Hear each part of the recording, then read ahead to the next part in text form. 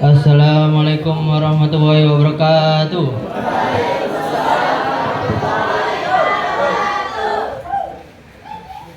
Yang terhormat para bapak guru dan yang terhormat para dewan juri, dan tak lupa teman-teman yang telah membimbing saya. Marilah kita panjatkan puji syukur kehadirat Allah Subhanahu wa taala. Berkat rahmat dan hidayahnya kita dapat bertemu dan bertatap muka di acara ini dengan sehat walafiat. Salawat serta salam marilah kita panjatkan ke junjungan Nabi besar Muhammad Sallallahu Alaihi Wasallam, karena beliau telah membimbing kita dari zaman kegelapan menuju zaman yang terang benderang, yakni ad-dinul Islam. Dan tak lupa saya berterima kasih kepada Dewan Juri karena telah memberikan waktu kepada saya dengan baju yang sederhana ini untuk menyampaikan dakwah milik saya yang bertema Isra Mi'raj.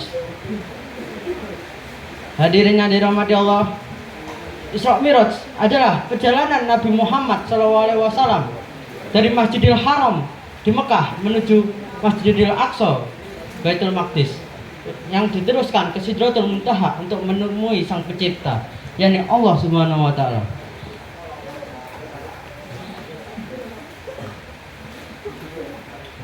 Hadirin yang berbahagia, perjalanan ini hanya ditempuh oleh Nabi Muhammad SAW dalam satu malam. Sungguh mustahil dan tidak masuk akal, seperti yang dijelaskan oleh Ustadz Erwin. Bahkan dengan kuda yang sangat cepat yang berganti 6 kali butuh waktu 1,5 bulan untuk mencapai ke Baitul Maqdis, Palestina. Tapi mengapa Nabi Muhammad bisa sampai ke Baitul Maqdis hanya dengan 1 malam? Hal ini dijelaskan dalam Al-Quran oleh Allah dalam surat Al-Isra ayat pertama yang berbunyi, Bismillahirrahmanirrahim. Subhanalladzi asra bi 'abdihi lailan minal masjidil haram ilal masjidil aqsa alladzi barakna linuriyahu min ayatina innahu was-sami'ul basir. Hadirin yang berbahagia, kejadian Isra Mi'raj terjadi setelah Nabi Muhammad ditinggal oleh kedua orang tua yang tercinta.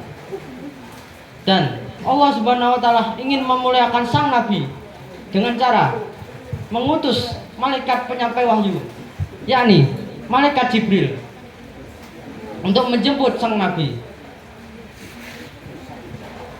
Dan saat malaikat Jibril bertemu dengan Nabi Muhammad, letakkanlah sang nabi di atas batu dan dibelahlah dadanya, dan membersihkan dadanya dari sifat-sifat buruk dan menggantinya dengan sifat-sifat yang baik.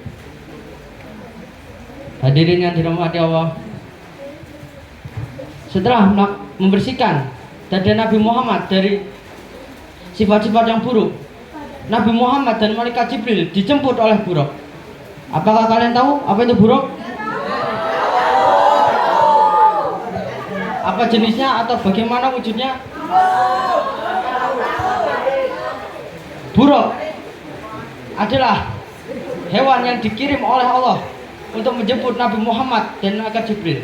Dan banyak sumber yang mengatakan buruk adalah hewan sejenis kuda berkepala wanita, dan ada yang menjelaskan bahwa buruk adalah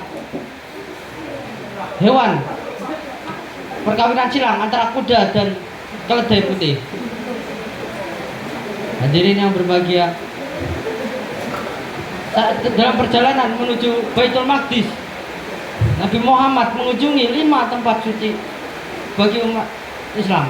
Salah satunya kota Yastrib yang sekarang dinamakan Madinah Munawwarah.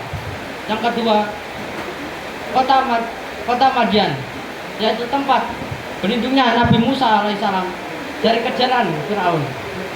Yang ketiga, Bukit Tursina, yaitu tempat Nabi Musa menerima wahyu Taurat dari Allah Subhanahu wa taala. Dan yang keempat adalah Bethlehem, yaitu tempat lahirnya Nabi Isa alaihissalam ke dunia. Dan yang terakhir yaitu tempat tujuan bagi sang Nabi ialah Baitul Maqdis Palestina, yaitu salah satu dari 3 tempat suci milik umat Islam setelah Mekah dan Madinah. Hadirin yang berbahagia, di setiap singgahnya Nabi Muhammad SAW, Nabi Muhammad melakukan sholat 2 rakaat. Dan pada persinggahan tujuan Nabi Muhammad yaitu Baitul Maqdis, Nabi Muhammad diberi 2 gelas yang masing-masing berisi arak dan susu. Lalu Nabi Muhammad memilih susu, dan malaikat Jibril berkata, "Selamat, karena engkau telah memilih hal-hal baik bagi umatmu dan dirimu." Dan setelah itu Nabi Muhammad dan malaikat Jibril naik ke atas langit, dan di langit ada 7 lapisan, dan masing-masing lapisan itu disinggahi oleh nabi-nabi terdahulu. Hadirin yang berbahagia, pada langit pertama Nabi Muhammad bertemu dengan Nabi Adam, dan langit kedua Nabi Muhammad bertemu dengan Nabi Yahya dan Isa, dan pada langit ketiga Nabi Muhammad bertemu dengan Nabi Harun. Langit keempat Nabi Muhammad bertemu dengan Nabi Idris, dan lapisan langit kelima Nabi Muhammad bertemu dengan Nabi Musa, dan lapisan langit keenam Nabi Muhammad bertemu dengan Nabi Ibrahim, dan ketujuh bertemu dengan Nabi Yunus. Hadirin yang dirahmati Allah, setelah bertemu dengan para nabi, Nabi Muhammad melanjutkan perjalanannya ke Baitul Maqmur, di mana tempat para malaikat tawaf.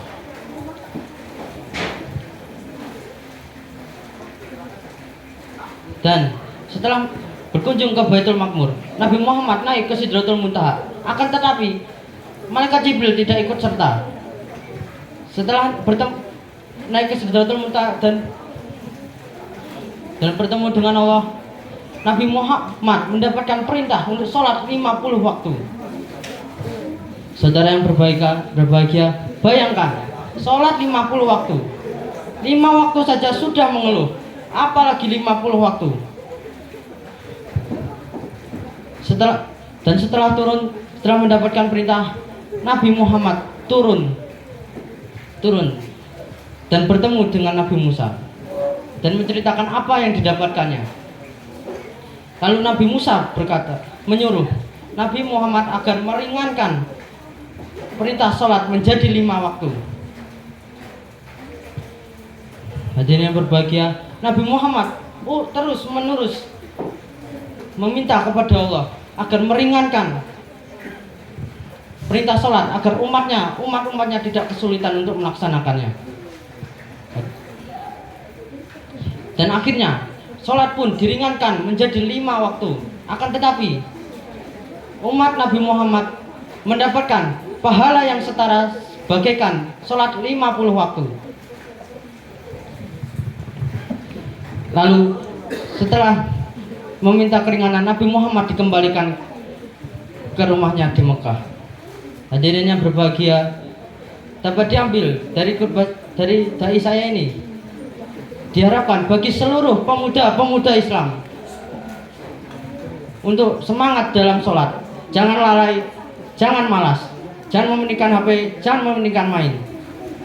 Sekian dari saya. Semoga apa yang saya sampaikan ini bermanfaat. Apabila ada salah kata, saya minta maaf, karena tidak ada manusia yang sempurna. Billahi taufiq wa hidayah wa ridha wa inayah. Assalamualaikum warahmatullahi wabarakatuh.